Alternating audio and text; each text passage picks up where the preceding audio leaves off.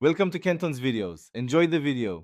You begin by granting the app the exact permissions it needs.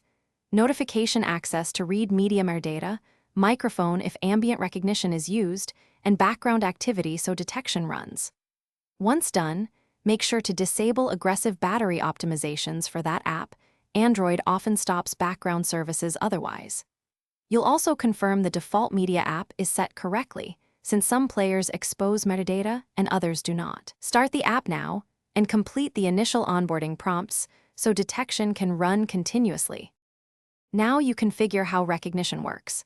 You pick ambient mic mode if you want real-world song detection or notification-based mode to read playing metadata from apps. Each has privacy and battery trade-offs. Next, set the scan interval. Shorter intervals detect faster but use more battery. 15 seconds is a good balance. Then choose display destinations, notification, lock screen tile, or a home widget. Once configured, test with a known track to verify tags appear and update in real time. You finish by finalizing reliability. Exclude the app from battery saver and data saver, enable auto start if your OEM supports it, and pin the notification so the service isn't killed. Restart the phone to confirm settings persist, then play music from different apps to validate detection.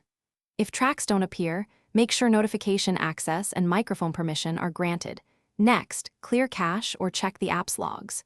If still failing, reboot and reauthorize permissions. Often that resolves persistent permission issues.